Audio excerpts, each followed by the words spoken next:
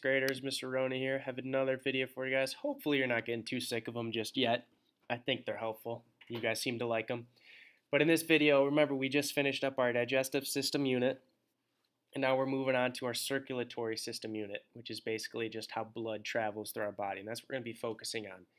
And the two things we're really going to key in on in this video are we're going to talk about the 4 different parts or 4 different components of blood, and we're going to talk about the 3 different types of blood vessels.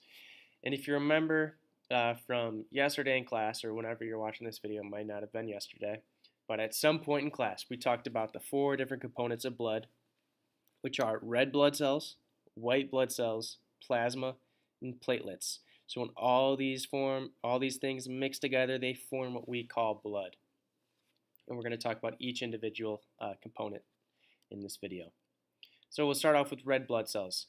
If you looked at this picture, you follow my mouse, here is an example of what a red blood cell looks like. I wonder why it's called a red blood cell. Notice how it's red. It's pretty straightforward. And what red blood cells do is they carry oxygen, and we'll get back to that in a second, but they carry oxygen and nutrients throughout our body. So first thing I want us to focus on is nutrients. If we go back to the digestive system, we remember that we put food in our mouth, we chew it, saliva chemically breaks it down, we swallow it, it goes down to our esophagus, then it goes into our stomach, where our stomach turns that food into chyme, and then that chyme then goes into our small intestine, where these little hair-like things absorb all the nutrients from the chyme. They absorb nutrients from chyme, and they put them into our blood flow. And that's where red blood cells get the nutrients from. They also get oxygen, and we get oxygen in our body by breathing in, right? We inhale, oxygen goes to our lungs, and the different blood vessels will kind of snatch that oxygen from our lungs and bring it into our bloodstream. And later on in the unit, we'll touch on that a little bit more. What I just want you to focus on is that red blood cells carry oxygen and nutrients throughout our body. Hemoglobin is responsible for carrying the oxygen. So it's important to remember, in class, we pretended that our bodies were red blood cells, and our hands represented hemoglobin. And what I had you do was I had you put your hand out in the air, and I had you close your fist and grab the air and bring it back to your body. That's exactly what happens with hemoglobin. Hemoglobin attaches oxygen to the red blood cell. Hemoglobin also makes our red blood cells red. It also gives it the red color. So if it weren't for hemoglobin, our blood would likely be like yellowish or clearish color. And later on in the video, I'll show you what our plasma actually looks like. It's probably a little surprising to most of us. And we'll also remember that red blood cells carry carbon dioxide to our lungs to be exhaled. Remember, we want to get rid of that carbon dioxide. Carbon dioxide is bad news for our body for the most part, and the way our body gets rid of it is by breathing it out. And red blood cells help carry that carbon dioxide to our lungs to be disposed from our body. Next, we have white blood cells. So here's an example of what white blood cells look like. Again, not too surprised about why they're called white blood cells. They're white. Makes sense. So what I really just want you to remember about white blood cells is that they are the warriors of our body. Warriors fight. Just like white blood cells, these help our body fight against germs and diseases. So anytime we're sick or we're exposed to germs, white blood cells, they come to help us out, right? They fight these diseases, they fight these germs to help us stay healthy, to keep us healthy, and things like that. So that's really all I need you guys to remember for white blood cells. Not that much. Just remember that they're the warriors of our body. Platelets are up next. These are super important. And I want you to look at these pictures. Look at that. They look like little spiders. But you can notice how they're all clumped together. I want you to notice that they're like piling up on top of each other. There's a reason for that. Platelets form blood clots to help us stop bleeding. So if it weren't for platelets, we would be a little scratch would be bad news for us, all right? Because how would we stop bleeding?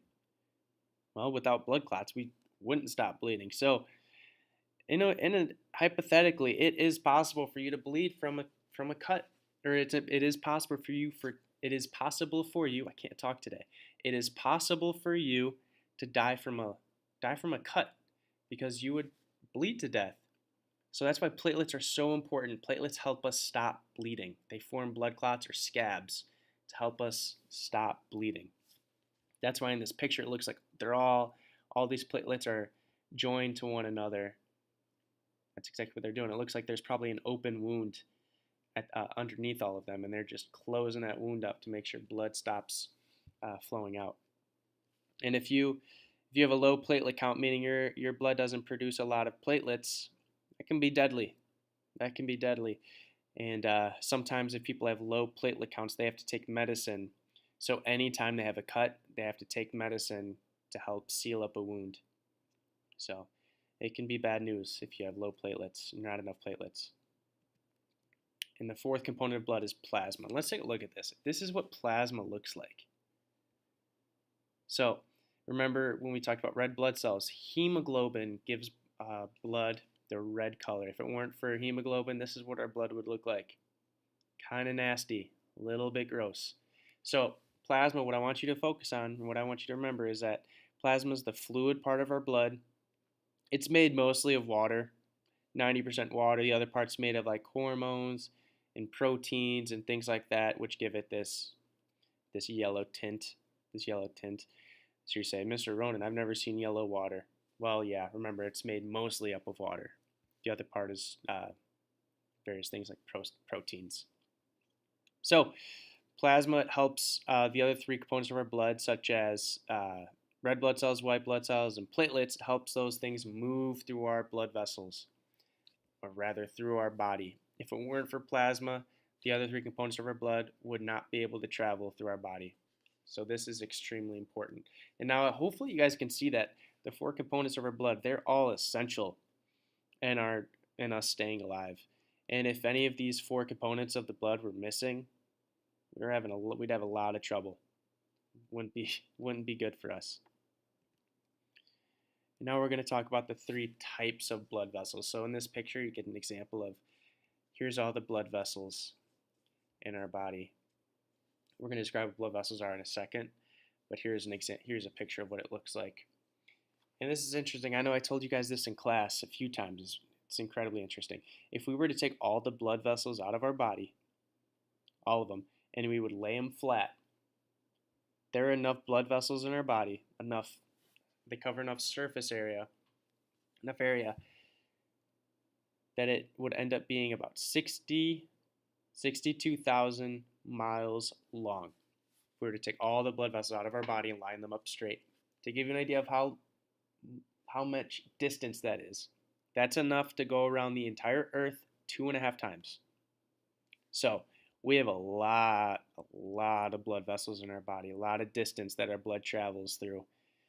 And it's all packed into our body. You know, we talked about the digestive system. A lot of our body is used with digestive things that play a role in digestion, like our intestines, stomach, things like that. But there are also blood vessels going on in our body. So even when we don't realize it, our body is like a machine. It is working away. So first, what is a blood vessel? Simply, a blood vessel is where blood travels in our bodies. So that's straightforward. Blood vessel, it's like the highway of our body. If your blood is a car, a blood vessel is the road. It's where our blood travels. And here's a picture of what a blood vessel looks like, or what it would look like. I'm not sure if this is a real picture. It looks like looks kind of like a drawing or something like that. But just to give you guys an idea, here's our cells, different blood cells, traveling through this narrow pathway through our body. First blood vessel we're going to talk about are arteries. What I want you to get away from this is that blood travels away from the heart when it's traveling in arteries. So I want you to notice, away starts with an A. Arteries starts with an A. So we should be able to remember that quite a bit. Arteries, blood travels away from the heart. And it is oxygen-rich blood, meaning if blood is traveling in arteries, that means that blood has a lot of oxygen in it. So that's going to be important for us to remember moving on once we talk about veins and things like that and capillaries. And it's also if we were to cut an artery, that's bad news. We would be bleeding a lot if we cut an artery. Whereas if we cut through a capillary, capillaries are very small, we wouldn't bleed too much. But if we cut through an artery, those are usually hard to get to stop bleeding. So if you're bleeding a lot, you probably cut through an artery. And here's a picture of what an artery might look like. Notice how it's red.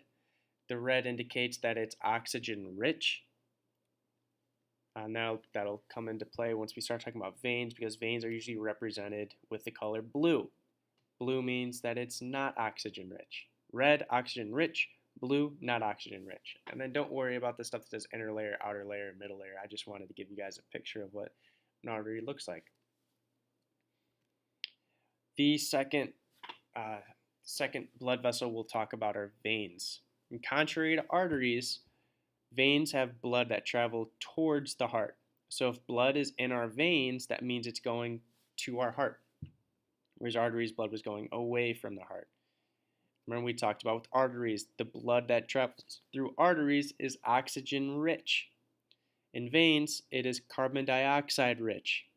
Not good. Veins carry blood that has a lot of carbon dioxide in it. Eventually that blood will go back to the heart. The blood will send that, or the heart will send that blood to our lungs, and then we'll eventually breathe that carbon dioxide out. So let's look at this picture. Again, artery is depicted using a red color. That is because it's oxygen rich. The vein right here is depicted using a blue color because it is not oxygen rich.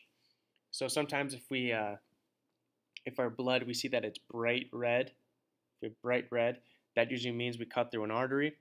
If our blood is like a darker color, it means we cut through a vein because there's not much oxygen in that blood if we were to cut through a vein.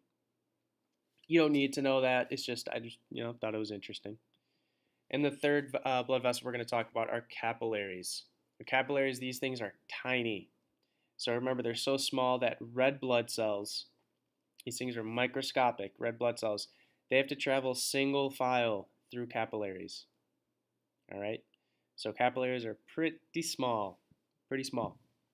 And what I want you to gather from capillaries is that capillaries connect arteries to veins. So if we take a look at this picture, we have an artery, we have a vein. Notice how they're connected by these these little web-like things. These are arteries, or capillaries. Okay, and they connect the arteries to our veins. And this is also where gas exchange occurs. So when I say gas, I'm talking about oxygen and carbon dioxide. So let's take a look at this real quick. I want you to follow my mouse. So we have blood going through the arteries. Notice that if we have blood going through an arteries, that means our blood is oxygen rich. Remember, it's a red color. It means it's oxygen rich. So blood that's traveling through an artery away from a heart has a lot of oxygen in it. Then it goes to these capillaries. In these capillaries, oxygen will diffuse out of these capillaries, and it'll go to different tissues, different muscles in our bodies that need that oxygen. And then those muscles and tissues will release carbon dioxide into this vein. The capillaries will take that carbon dioxide to this vein. And now this vein has a ton of carbon dioxide traveling back to the heart. So that's why arteries have a lot of oxygen. That's why veins carry carbon dioxide. And again, these veins will take that carbon dioxide to the heart. The heart will take that blood with carbon dioxide to the lungs, and will breathe that carbon dioxide out. And that cycle will just repeat itself. That's all I got for you guys. Hopefully some things are making more sense. If you're still not sure about something, you have some more questions, feel free to ask me in class. There are no bad questions, you know that. Yeah, hope this was helpful for you guys. But I'm proud of you guys for watching this video and for going outside, doing things at home to help you with school. All right, we'll see you in class.